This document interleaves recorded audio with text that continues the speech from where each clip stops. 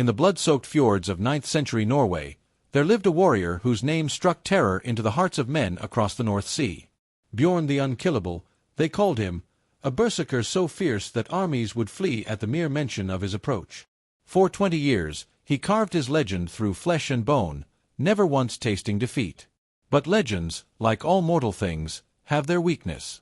And for Bjorn, that weakness came in the form of a Saxon princess with eyes like winter storms and a heart that could tame the wildest beast.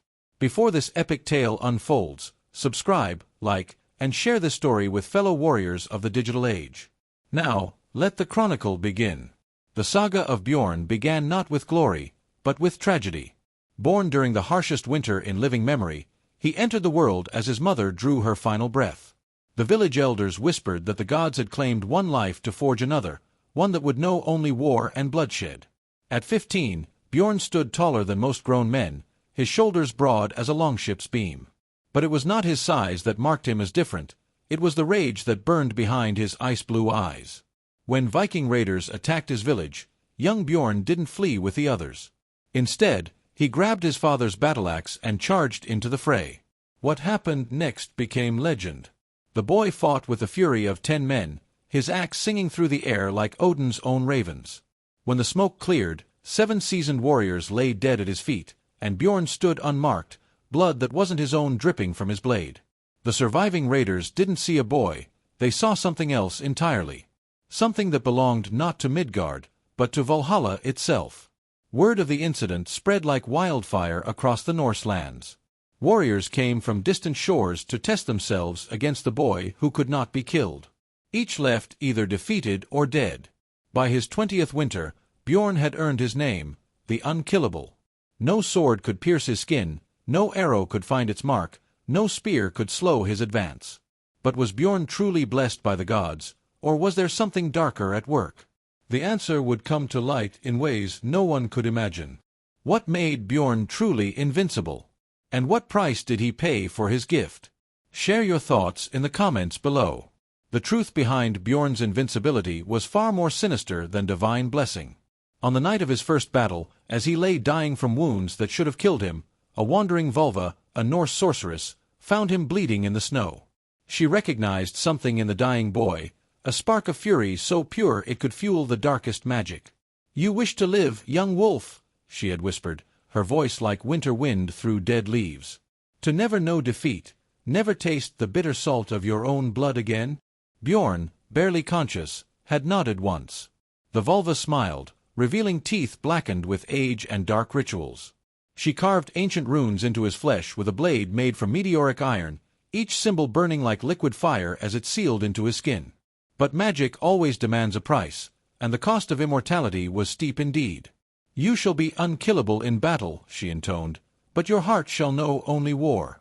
Love, mercy, compassion, these shall be as foreign to you as fear.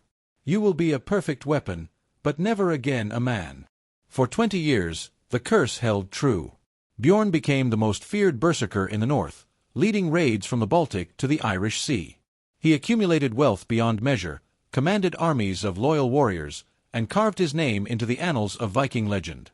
Yet he felt nothing, no joy in victory, no sorrow for the fallen, no warmth from the gold that filled his halls.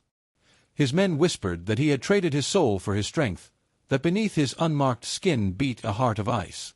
They were not wrong. Bjorn had become exactly what the vulva promised, a perfect weapon. But weapons, no matter how sharp, eventually break when they strike something harder than themselves. That something was waiting for him across the North Sea, in a Saxon stronghold that would change everything. Could a curse that granted ultimate power ever be broken? What do you think it would take to restore Bjorn's humanity? Let us know your theories below. The call came in the form of a blood-soaked messenger who collapsed at Bjorn's feet during a victory feast. King Harald of Denmark had suffered a crushing defeat attempting to take Bamborough, the mighty Saxon fortress on the Northumbrian coast. The stronghold's walls had never fallen, protected by both stone and Saxon steel. "The fortress laughs at our siege engines," the messenger gasped. "Their king, he has a daughter who leads their warriors. They call her Ethelflaed the Iron Rose. She cuts down our bravest men like wheat before the scythe." Bjorn felt nothing at the news of Harald's defeat, emotion remained as foreign to him as mercy. But the tactical challenge intrigued his cold, calculating mind. A fortress that had never fallen. A warrior princess who commanded respect through strength rather than birth. This would be a test worthy of the unkillable. He assembled his most trusted warriors, 50 men who had followed him through countless battles and never seen him shed a drop of his own blood. They sailed across the North Sea in his dragon-headed longship, its black sails cutting through grey waters like a harbinger of doom. Bambara rose from the coastal cliffs like a giant's crown, its walls gleaming white in the morning sun. Saxon banners fluttered from every tower, and armed figures moved along the battlements like ants defending their hill. Bjorn studied the fortress through eyes that had calculated the fall of 100 strongholds. But as his ship approached the harbor, something unprecedented happened. For the first time in 20 years, Bjorn felt something. It was faint, like the distant echo of thunder, but unmistakably real. A stirring in the frozen wasteland where his heart once beat. Standing on the highest tower, silhouetted against the morning sky, was a figure in gleaming mail.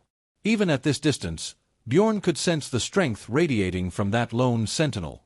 The Iron Rose herself, watching their approach with the confidence of one who had. Princess Ethelflaed stood atop Bambara's highest tower, her steel-gray eyes fixed on the approaching longship. At 25, she had already earned a reputation that stretched from Scotland to Wessex. The Iron Rose, they called her, beautiful as the flower, sharp as the thorns, and harder than the metal that bore her name. Unlike the sheltered princesses of other Saxon kingdoms, Ethelflaed had been raised by her father King Osric to be both ruler and warrior. She could recite Latin poetry and calculate trade routes with equal skill, but she could also split a man from shoulder to sternum with her ancestor's blade, Thornbiter. "My lord," her captain approached cautiously, "the scouts report this is Bjorn the Unkillable himself. Perhaps we should consider terms." Ethelflaed's laugh rang across the courtyard like silver bells in winter wind. "Terms? With a heathen who makes sport of burning monasteries? I think not, Captain. Ready the men. Today, we discover if gods truly protect the godless." She had studied every report of Bjorn's campaigns, learning his tactics, understanding his methods. The Berserker was brilliant in his savagery, but he had never faced a foe who combined Saxon discipline with tactical genius. More importantly, he had never faced someone who fought not for gold or glory, but for something far more powerful, the protection of her people. As she watched his ship beach on the rocky shore below, Ethelflaed felt a strange sensation, as if the very air around the fortress had changed. Her wise woman, old Winflaed, had spoken of such things. "When two forces of equal power meet," the crone had said, "the world itself holds its breath." The princess dismissed such talk as superstition, but she could not deny the electric tension that seemed to crackle in the air. Below, the infamous Berserker was disembarking, his massive frame moving with predatory grace. Even at this distance, she could feel the weight of his gaze as it swept the battlements and found her. For a heartbeat, just a heartbeat, their eyes met across the space between them. In that instant, something passed between the Saxon princess and the Viking Berserker. Not recognition, for they had never met, but something deeper. Something that made Ethelflaed's pulse quicken and caused Bjorn to stumble slightly as he stepped onto Saxon soil. The siege of Bambara was about to become something far more dangerous than either had imagined. When unstoppable force meets immovable object, which one breaks first? What do you think that moment of connection meant? Drop your thoughts below.